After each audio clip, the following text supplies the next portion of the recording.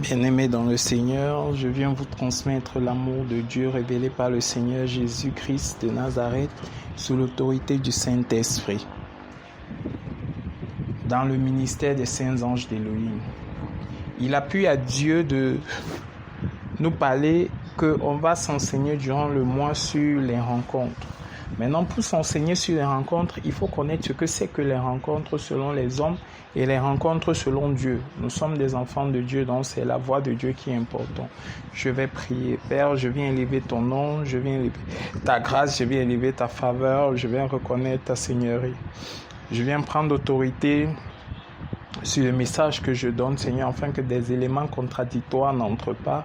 Je viens prendre, Seigneur, autorité, afin que, Seigneur Dieu de grâce, aucune force, aucun système, aucune puissance ne puisse y ajouter une référence, que seule ta compréhension, seule ton idée originale de ce que tu veux transmettre sort. Seigneur, je m'efface et que seul ton esprit règne en maître.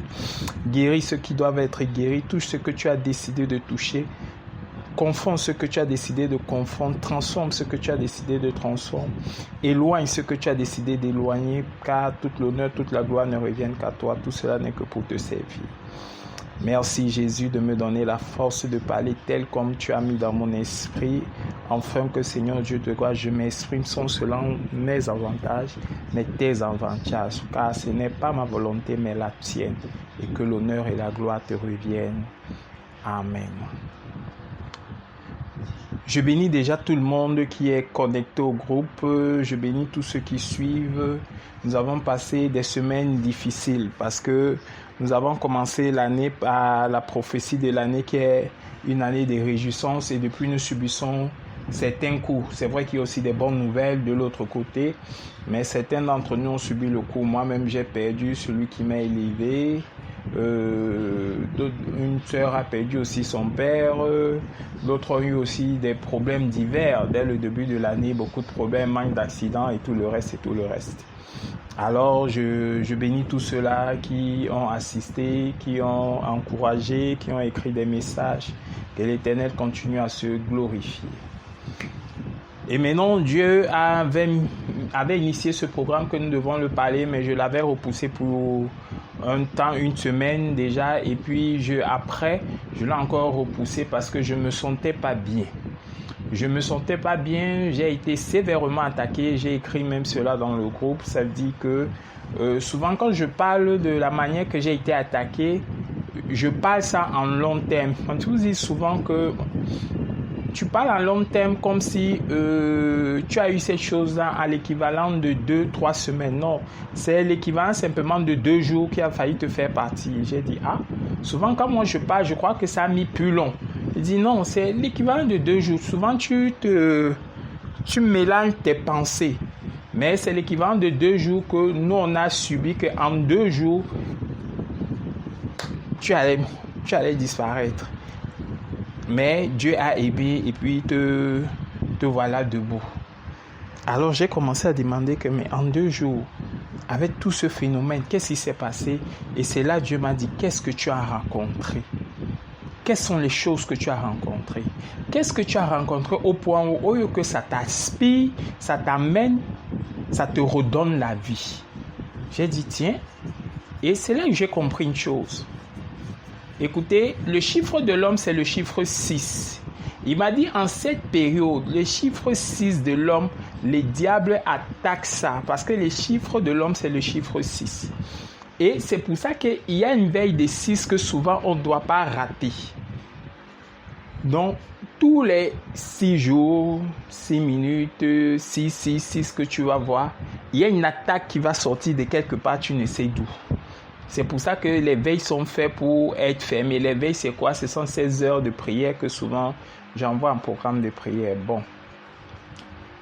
Il y a ces moments-là qui vont attaquer. Tu as déjà une relation après 6 ans, ça sera attaqué. 6 jours, ça sera attaqué. 6 mois, ça sera attaqué. On a dit 6 années. Tu vois, quand ça arrive 6, à cette période, il faut beaucoup réfléchir. Quand tu es dans une grossesse 6, ça sera attaqué. Ainsi de suite. Maintenant, ces 6-là, ça va de 6. Ça veut dire que 6, 18, 24, je crois que c'est comme ça. 6, 18, 24, une journée. Et tu continues à calculer comme ça au fur et à mesure. Parce que le diable veut renverser l'homme. Et comme il veut renverser l'homme, il s'attelle à détruire tous les fondements de ce que l'homme croit réel et vrai. Pour que l'homme commence à errer sans but sur cette terre. Mais tout dépend des rencontres que tu as eues. Et ces rencontres ont permis qu'au lieu que je m'enfonce et je pars très loin, je suis plutôt revenu à la vie parce que c'était fort. Tu vois, on parlait un moment de respiration artificielle, tout ça. C'est venu avec une telle force en quelques temps. Mais Dieu a fait grâce. Tu vois, tout est sorti, allergie de quoi, on ne sait pas. Vraiment, c'est amené pour que tu meurs. Et dans cette idée, j'ai dit, mais je suis en train de comprendre pourquoi on te dit que tu as vu cette personne le matin et le soir, on te dit qu'il a eu une courte fièvre, il est mort. Tu as vu cette personne hier, le matin, on te dit qu'il y a un truc subit qui l'a frappé, il est mort. Et puis souvent, on dit que, mais qu'est-ce qui s'est passé? Après, quand tu pars regarder, on cite aux sorcelleries et autres, mais souvent aussi on te dit que la maladie était tellement subite qu'il est mort. Et c'est là où Dieu me révèle que tout dépend des rencontres. Il y a des rencontres qui te donnent la vie, qui te repoussent à la vie. Et il y a aussi des rencontres qui font que tu t'enfonces. Et c'est de ça que nous allons parler ce soir. Parce que c'est très important de parler de ces rencontres. Les rencontres ont fait qu'on m'a dit que l'Esprit de Dieu m'a expliqué que ce que tu reçois là, c'est les différents éléments de service. Des services que tu donnes. Ceux qui ne croient pas, ceux qui croient, ceux qui ne comprennent pas, ceux qui n'ont pas fermé leur service, ceux qui ont t'ont regardé comme un escroc, un bandit, machin. Et tu continues toujours à aller faire les services. Et c'est pour ça que ces services-là sont retournés vers toi. Tout ce qui veut être ouin. Chaque fois que tu donnes le service à quelqu'un, tu mets une pause à la décision qui devait venir, que de Dieu, que du diable. Et tant que la décision n'est pas penchée d'un côté, c'est toi qu'on va attaquer. J'essaie de voir dans l'habitude et dire que si on donne le programme, si l'autre ne fait pas bien, ça t'engage que lui passe forcément. C'est si toi tu appliques les services comme il faut, que lui n'applique pas, c'est là où ça l'engage. Mais si toi tu appliques le service comme il faut, tu n'appliques pas le service comme il faut et lui il se bat à l'appliquer, ce service-là est collé à ta peau, à ton ministère, parce que c'est au travers de ton ministère que tu l'as donné le service. Et c'est pour ça que ces esprits vont venir t'attaquer. Ces esprits vont venir te retrouver. Des esprits vont venir t'affronter. C'est pour ça qu'il faut être réel dans ce que tu fais. Amen. Il y a de ça et j'ai dit ok. Et j'ai dit comment on fait. Il a dit c'est parce que tu as oublié le verset qui dit que n'imposez pas, ne soyez pas prompts à imposer les mains parce que vous allez participer à leur péché. Et là j'ai compris que cet amour, cette vivacité de vouloir toujours soutenir et aider tout le monde, c'est pas toujours bon. Pourquoi? Parce que Dieu les connaît. Il les connaît même mieux que nous. Ce sont ses enfants. Tu vas aller soutenir quelqu'un, mais par derrière, il te détruit. Tu vas aller soutenir quelqu'un, par derrière, il te ronge. Et sa mort entraîne ta mort. Donc souvent, il faut faire que rien qu'avec l'Esprit de Dieu, ce qui doit être reçu doit être reçu. Il n'y a pas tout combat que tu vas aller, tu dis que je combats, mais il n'y a que les combats que Dieu t'a dit combat. Parce qu'il dit avec Jésus, nous combattons dans la victoire. Mais ça veut aussi dire que sans Jésus, nous combattons et il vient nous aider. En venant nous aider, ça peut échouer. Est-ce qu'on se comprend? Quand quelqu'un commence à réfléchir à tes orientations, il faut le laisser. J'ai compris des gens que tu as prié pour eux, pour 2 grâces qu'ils ont eues. Ils commencent à jauger ce que tu les dis. À un moment, il faut les laisser. Ce court instant m'a permis que vraiment, je m'attachais à beaucoup de choses inutiles. Il y a des apparences qui font. Maintenant, retournons dans notre message. Qu'est-ce que c'est que les rencontres? Qu'est-ce que c'est que les rencontres? Laissez d'abord que je vous dis en termes français ce que rencontre veut dire. Dans le dictionnaire, moi j'aime d'abord expliquer le mot avant d'aller plus loin. J'ai vu ça. Ok.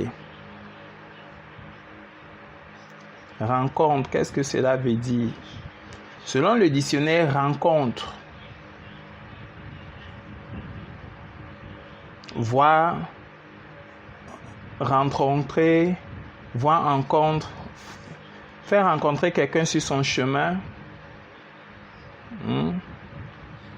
Rencontre féminin, hasard, occasion qui se fait trouver fortuitement une personne, une chose.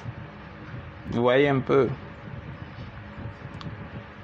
Fait de joindre une personne en allant intentionnellement au-devant d'elle. Le fait de joindre une personne en allant intentionnellement au-devant d'elle. Entrer en contact de deux corps. Conjonction ou opposition des astres. C'est-à-dire rencontre. C'est ça selon le français que les rencontres, c'est quoi? Nous retenons que les rencontres, selon le dictionnaire, veut dire que hasard, occasion qui fait de trouver fortuitement une personne ou une chose. Ça veut dire que je ne m'attendais pas et une occasion me fait, je me retrouve face à quelque chose. Ok. La seconde des choses, c'est que le fait de joindre une personne en allant intentionnellement vers elle, donc je provoque la rencontre, comme on a dit si haut. Entrer en contact de deux corps. Parce qu'on est entré en contact, on se dit qu'on se rencontre. Ok. Selon la Bible dit que quoi? La définition de rencontre veut dire kira en hébreu, qui veut dire que arriver, rencontre, vis-à-vis, au-devant, approche, contre, recevoir, en bataille, en face, opposé, être dans. Ça vous montre différentes prononciations. Que rencontre veut dire au-devant, cal, rencontrer, nifa, rencontrer sans arrangement préalable, être présent par hasard, venir à la rencontre, faire rencontrer, ainsi de suite. Bon. Maintenant, voilà les définitions. Mais que dit la pensée de Dieu sur le mot rencontre? Nous, les hommes, nous disons que si tu rencontres quelqu'un, c'est que tu as vu quelqu'un, tu l'as salué, et tu dis, j'ai rencontré tel dans le chemin. Mais pour dire, j'ai rencontré tel, il faut que tu maîtrises son nom, il faut que tu maîtrises, il faut qu'il y ait un lien qui vous a été assigné pour dire que j'ai rencontré, ou on va dire, ou tu vas plutôt dire, j'ai croisé. Mais comme tu ne vas pas dire j'ai croisé, tu vas plutôt dire j'ai rencontré. Rencontrer veut dire que j'ai créé un lien avec quelqu'un. Ok, ça c'est bon.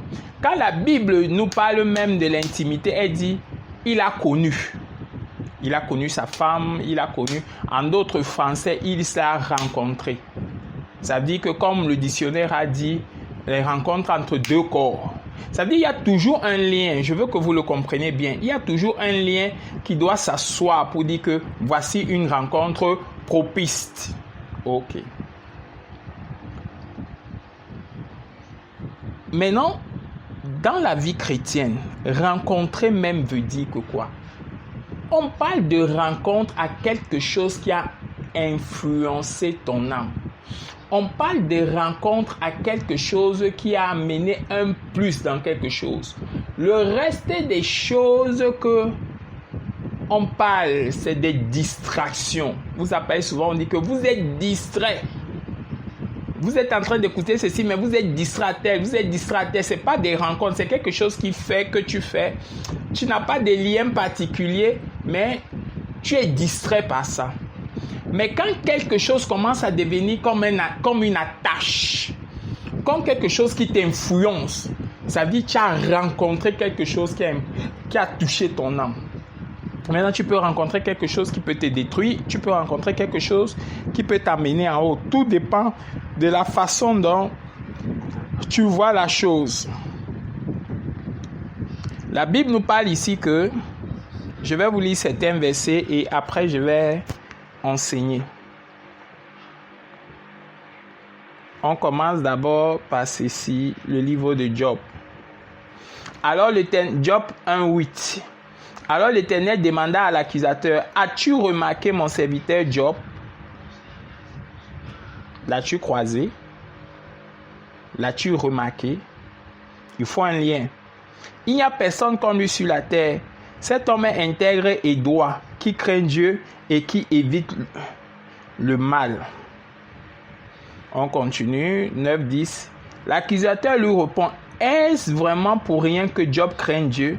N'as-tu pas élevé comme un rempart de protection autour de lui, autour de sa maison, autour de ses biens, et tu as fait réussir ses entreprises, ses entrepôts se sont multipliés dans le pays, que l'Éternel soit béni.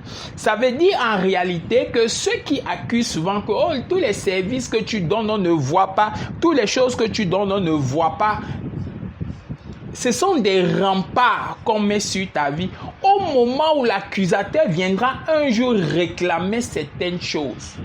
Et ces remparts feront que il ne pourra pas s'approcher. Voilà ça que le diable dit ici à Dieu.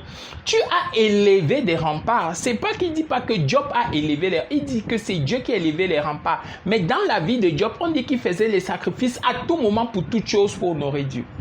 Toi, dès que tu fais, tu murmures. Toi, dès que tu fais, tu sais déjà. Tu commences même à dire qu'on te donne le point de contrôle de ce que ça fait. Ça ne marche pas comme ça. Quand je sens ça 2 fois, j'ai envie de dire que non, récupère ce que tu veux donner. Et ces derniers temps, il faut que me parler ça par rapport à certaines personnes. Ça veut dire que tu élèves pour élever des remparts. Tu ne donnes pas un nom, tu donnes à Dieu. Et tu crois que comme je crois que je donne à Dieu, je ne perds pas. Et si je ne perds pas, ce sont des remparts qui vont s'élever sur ma vie. Parce que l'homme de Dieu ne connaît pas ta vie, mais Dieu connaît ta vie. Le diable viendra t'attaquer et Dieu sait quel rempart il doit élever. À des moments, toi, tu crois que le rempart que toi, tu as besoin, c'est l'étoile financière. Et Dieu sait que non, c'est l'étoile de protection. Parce qu'il sait ce qui est t'attend devant. Mais si tu commences à murmurer, tes remparts même s'émiettent. Oh, est-ce que quelqu'un est avec moi?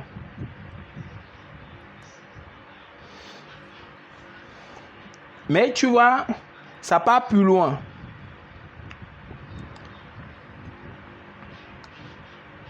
Maintenant, on part encore sur un autre verset.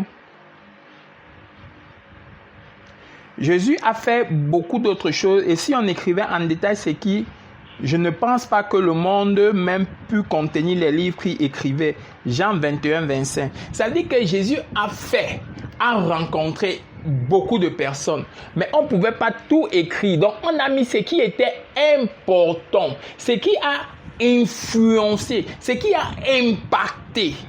C'est ça qui a créé les liens.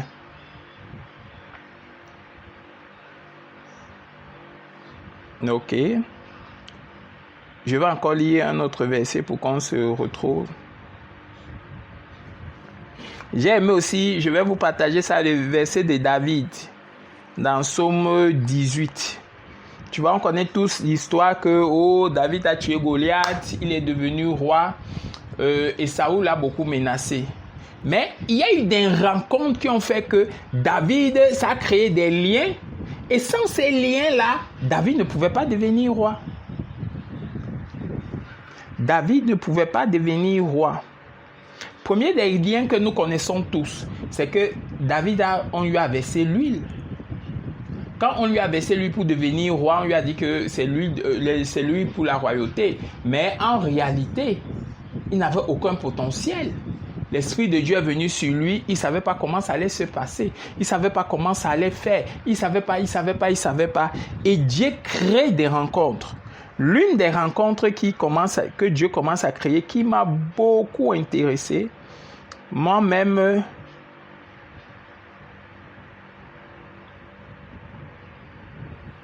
vous allez voir ça dans 1 Samuel 18. Vous allez lire 18 jusqu'à 16. Ça dit que quoi? Ça dit ceci. Alors David finissait de parler de Saul. Jonathan s'attachait à lui. Il aimait comme lui-même. Ce jour-là, Saul garda David chez lui et ne laissa pas retourner chez son père. Écoutez la chose. Parce que David tue Goliath, il vient voir Saoul avec ça. On l'amène devant Saoul. Et on dit à Saoul que voici le gars qui a tué Goliath. Et quand il commence à parler, il dit de qui tu es le fils. Il lui explique. Je suis le fils de X. Je crois qu'il a dit Bethany, un truc comme ça. Je suis son fils. Et puis, avant qu'il finisse, Saoul lui a aimé, a demandé de rester. Mais le truc qui est là, c'est que, avant cette histoire, quand on a oint David, il y avait un problème qui se passait, c'est qu'il y avait un esprit mauvais qui venait dans la vie de Saoul. Et quand ça venait dans la vie de Saoul, quelqu'un a eu l'idée qu'il faut trouver quelqu'un qui fait de la harpe pour chasser cet esprit. Et on a dit qu'il y a quelqu'un qui fait très bien de la harpe dans la maison d'Isaïe. Et cette personne-là, c'est qui? C'est David. Il s'est venu se présenter à Saoul. Saoul a dit, tu es le fils de qui? Il lui a dit. Et maintenant, chaque fois qu'il chantait, l'esprit mauvais là partait de Saoul et Saoul se calmait. Pas devenait violent, pas faisait quelque chose. Il suffisait qu'il chante et cet esprit se calmait. Partait même, c'est ce que la Bible dit. Ça a créé un lien. Et cette rencontre a créé un lien qui a fait que Saoul a écrit une lettre au père de David, a dit fais-le rester ici pour qu'il m'aide, il m'est utile. Maintenant, toi aussi, tu dois regarder à qui tu es utile. Maintenant, regardons alors cette histoire-ci pour que vous compreniez ça mieux. La même histoire, le gars ne se rappelle plus. Et puis, il dit que oui, qu'il ne lui laisse plus retourner chez son père et qu'il reste avec lui. Jonathan fit alliance avec David parce qu'il aimait comme lui-même. S'il n'y avait pas eu cette rencontre que Dieu avait créée entre Saoul et David, Jonathan ne serait pas venu celui qu'on aide. Tu vois, voilà comment les liens se créent à cause des rencontres. Ok. Maintenant, c'est Saoul. Il retira le manteau qu'il portait pour le donner à David. Il le transmettait même maintenant tous ses attributs royaux sans se rendre compte. Nous sommes dans le prophétique, dont nous voyons ça avant. Mais non, ça veut aussi dire que c'est Saoul qui l'initiait à la royauté. David n'était que berger, il ne connaissait rien de la royauté. Donc, s'il n'avait pas connu ce parcours-là, il n'aurait rien compris de la royauté. Alors, c'est Saoul qui l'a entraîné, qui l'a fait. Et quand Saoul le fait, ils partent même en mission ensemble. Il devient presque le bras droit ou le bras gauche de Saoul. Maintenant, étant ce bras droit, ils partent en campagne, ils réussissent partout où ils vont. Et puis, on dit même dans le verset 5, David partait en campagne et il réussissait partout où il envoyait. Saoul, celui-ci le mit à la tête des hommes de guerre et le plaçait à tout le peuple, même aux serviteurs de Saul. Donc, essayez un peu de voir. Si Saoul avait un cœur méchant à l'époque contre David, ça ne pouvait pas être possible. On dit qu'il lui a placé à la tête. Parce qu'il a vu la formation, il a vu que le petit réussit. Alors, il le place à la tête. C'est lui qui dit que des hommes vaillants de guerre. Donc, dans le royaume, il prend tous les généraux. Il dit que non, à partir de maintenant, c'est lui votre chef. Il part avec vous, il revient avec vous. Là où le problème commence, c'est quoi? C'est que quoi?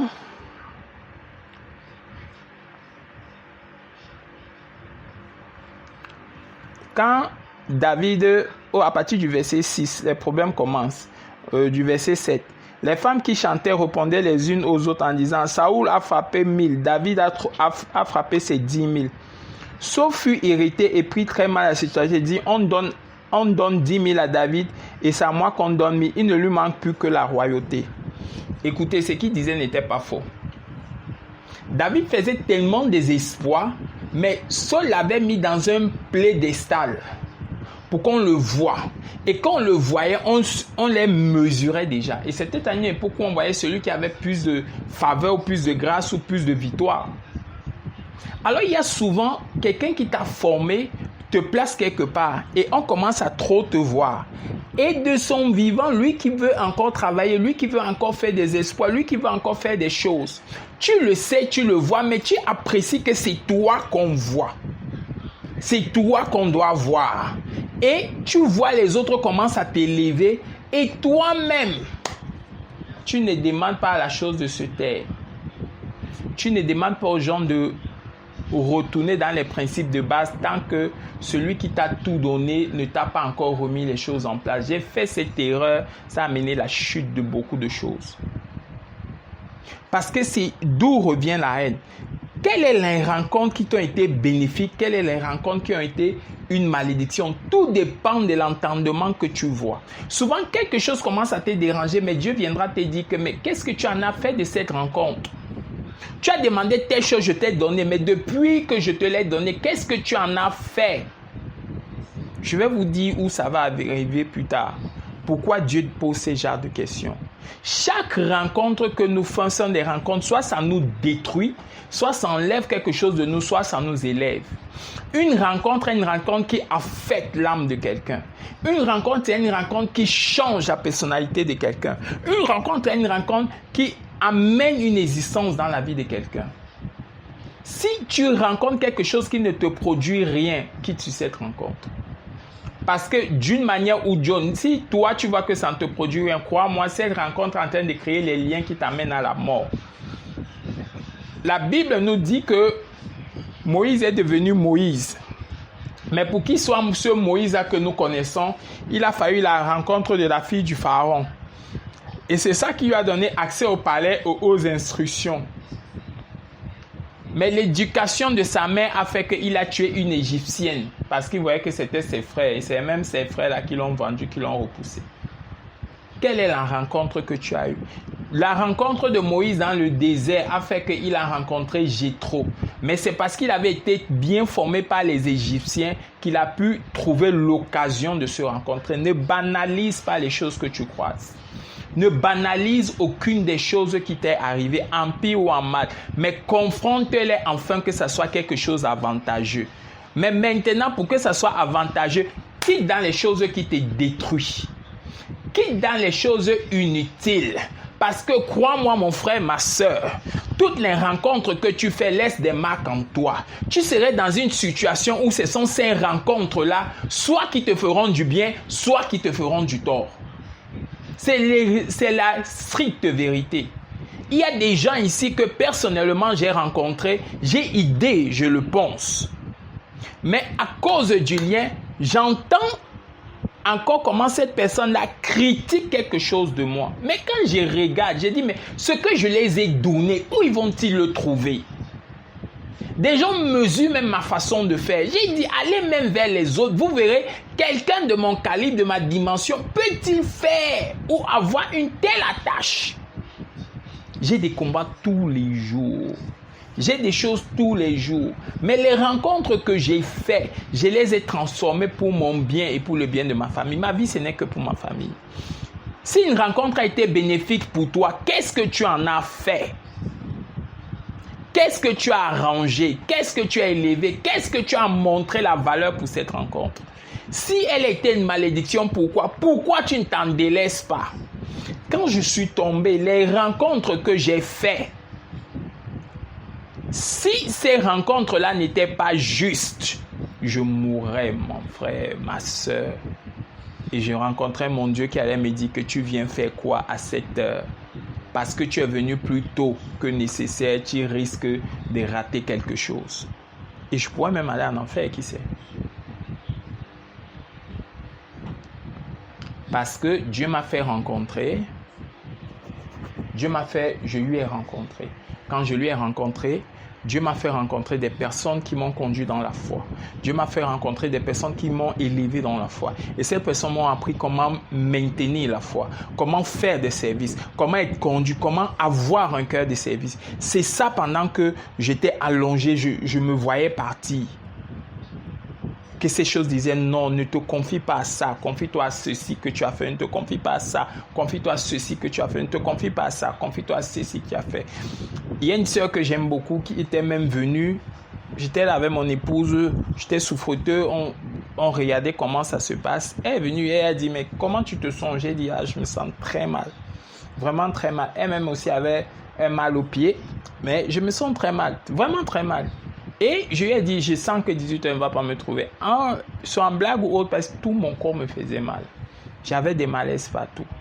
Je bénis Dieu d'abord pour mon épouse, parce que si elle n'avait pas la force qu'elle a, toujours trouver des solutions avec peu de moyens qu'elle peut avoir. Que Dieu la bénisse. Voilà pourquoi ma maison est toujours ferme, toujours droit. Même quand les gens croient que je ne vais plus faire ceci, je veux voir ce qu'il va faire. Ça permet toujours qu'il y ait toujours de quoi faire quelque chose. Donc je bénis Dieu par rapport à sa vie. Et cette sœur est venue et a dit, comme on attend 18 heures pour que tu meurs, nous tous on attend. Parce que je ne vois pas ce qui va te faire tuer. Mais quand je fermais les yeux, je me sentais partir. J'ai dit, un laps de temps. Je crois qu'elle est venue, ça devait être un samedi, je crois. Un laps de temps, je partais. Elle dit que non, on attend. Et 18 heures passées, tu es mort? Non, je ne suis pas mort. Pourquoi? Dieu a jugé que autre chose. Pourquoi? Parce que Dieu a tellement investi. Et puis, les rencontres que j'ai faites, je les ai rendues profitables. Je n'ai pas voulu faire du mal à quelqu'un, j'ai toujours voulu aider. Et c'est ça qui a commencé à dire, j'ai vu ton cœur. J'ai vu ta façon que tu poussais les gens. Mais c'est que les gens que tu pousses ne t'aiment pas. Quelqu'un qui t'aime ne peut pas parler mal de toi, de ton épouse, de tes enfants. Quelqu'un qui t'aime ne peut pas agresser certaines de tes choses. Il va encourager parce qu'il a trouvé que cette rencontre lui a fait du bien. Il va parler ça en bien à tout le monde. Tout ce qui te concerne, il va transformer ça en bien. Il va essayer que tu sois bien. Parce que ta rencontre lui a fait du bien. Et quand ta rencontre ne lui a pas fait du bien, il va essayer de te noircir. Et quand il commence à te tirer vers le bas, quitte sur ça. Ce n'est plus une bonne rencontre pour toi. Mais j'ai insisté. Je crois que c'est ça qui a voulu m'amener. Ce sont tous ces cris-là, des choses qui alourdissaient que je ne comprenais pas. J'ai compris que nous ne pouvons pas plus aimer les hommes que Dieu. Nous ne pouvons que faire ce que Dieu nous a dit. Et j'ai compris que souvent, il faut laisser la main. Celui qui est vrai et celui que cette rencontre a été profitable pour lui se manifestera et te montrera tout son amour. J'ai aimé le couple qui est venu et à la maison pour dire que non, nous venons t'assister pour voir comment tu allais et tout. Et j'ai passé un moment où je causais alors que je ne mangeais même pas. Mais j'ai quand même ouvert la bouche pour causer, même comme je causais à peine. Et quand ils sont partis, j'ai encore été très mal, mais j'avais cette émotion-là que voilà une influence que j'ai apportée. Voilà quelque chose de merveilleux que j'ai apporté. De toute la multitude des gens que j'ai reçus, je crois que j'ai vu que 3 personnes, c'est ça qui a même courroucé tout le monde. On disait, mais avec tout ce que tu fais, tout ce que tu cours, où est le reste? Et puis, quand l'Esprit de Dieu montrait simplement les dits des gens, j'ai dit, Seigneur Jésus. Et puis, je me rappelle ces paroles de Dieu qui m'avait dit à la mort de ma femelle que, mais attends, tu ne sais pas de mon vivant sur la terre que c'est ceux qui marchaient avec moi qui ont mangé mon tendon d'Achille. Ça veut dire qu'il y a des gens que tu vas tout donner, mais ils seront là toujours prêts à te ronger à tout moment, prêts à t'accuser à tout moment. Quand il y aura une erreur, c'est eux qui vont développer tes erreurs. Ce ne sont pas des bonnes rencontres pour toi. Tu n'es pas une bonne rencontre pour eux. Ils deviennent nos fils, coupe le lien. C'est ce qu'on appelle les rencontres. Selon Dieu, les rencontres sont des choses qui affectent ton âme. Selon Dieu, les rencontres sont des choses qui t'amènent à une autre étape, qui te font comprendre d'autres dimensions de la vie, qui t'ouvrent une sagesse. Ça veut dire que ça a créé une influence en toi. Mais l'influence aussi peut être négative. Tu peux aussi rencontrer des choses qui font que tu ne vois que tout noir. Tu es prêt à accuser les autres, pas à te remettre en question. Et ça, tu ne feras plus aucune bonne rencontre. Tu feras que des choses qui t'amèneront encore plus bas. Et comme on l'a dit dans la vie de Job, tu n'auras plus des remparts. Et quand le vent violent viendra, tu partiras. Tu partiras. C'est pour ça que d'autres personnes, pour commencer à sentir que ces remparts sont en train de tomber, tu verras qu'ils travaillent, tu verras qu'il y a des choses, mais il te dira que sa vie ne donne pas. Il te dira que son âme ressent une amertume. De quoi, je ne sais pas. Mais il y a une amertume qu'il y a quelque chose. Mais des regards extérieurs, tu le verras bien. Et ce qu'il te dit, il ne ment pas. C'est qu'il sent une amertume. Il sent quelque chose d'amer. Il sent quelque chose de pas bien autour de lui. Il sent qu'il ne vit pas. Mais du regard extérieur, tu dis, mais tout semble te réussir. Mais c'est que les remparts sont en train de tomber. Et le vent le touchera. Un bref instant, il part. Si on n'est pas vigilant, il est parti. Maintenant, ce genre de personne doit se rencontrer lui-même pour dire, je suis où, j'ai fait quoi. Tu ne peux pas bagarrer du même démon. Tu étais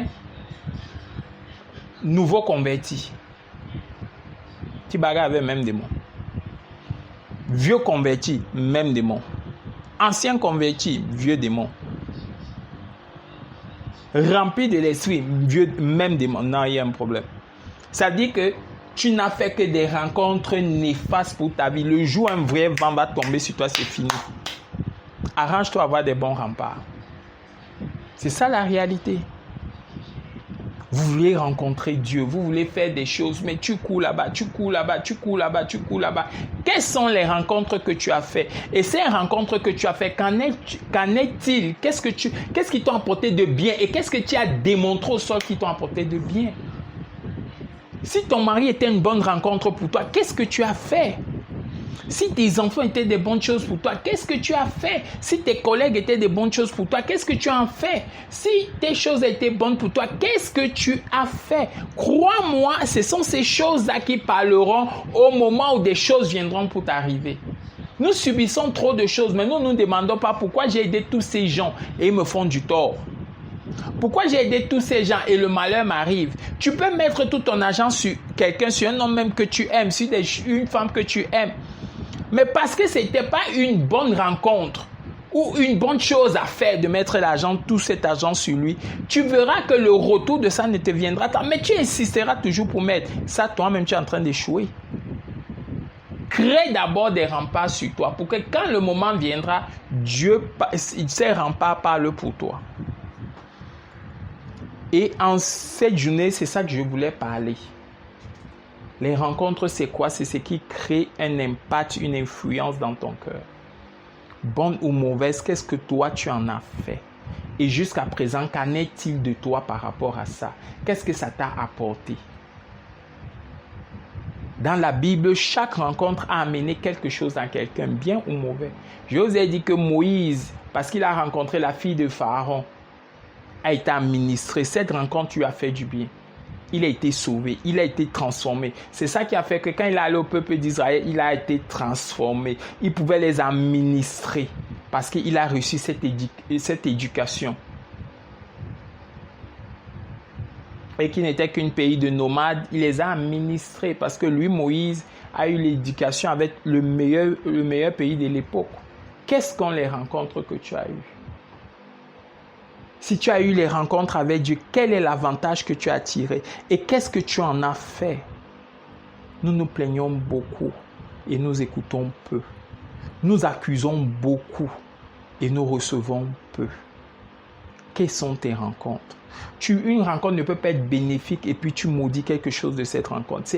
J'ai jamais vu ça, j'ai jamais fait ça. Tu dois prouver que cette rencontre était bien, à la même valeur que tu prouves que tes enfants, ton mari ou tout le reste, c'est des choses qui te tuent chérie. Et puis j'évite ce langage. Je n'aime pas l'homme de Dieu me vole, l'homme de... Seigneur Jésus. Les gens qui disent ça même sont bizarres. Tu ne peux pas contrôler ce qu'on peut te donner de la part des choses de Dieu. Mais si cette rencontre est profitable sur toi, forcément tu as vu ça quelque part. Si elle n'est plus profitable pour toi, tu quittes. Il n'y a pas de magie dans ça. Et tu quittes tranquillement, sans faire des histoires, mais les histoires d'hypocrisie, des sournoiseries, je suis ici, je suis là-bas, je dois pas... Eh maman, c'est trop même lourd, ça fait beaucoup de choses dans ton cœur.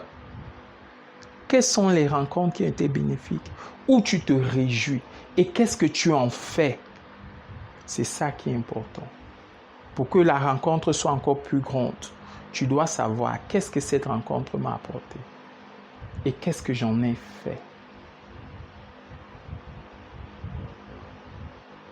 croyez-moi, si mes remparts n'étaient pas là, c'est qu'en ce moment, je ne sais pas ce que fait mon épouse avec mes 2 petites filles.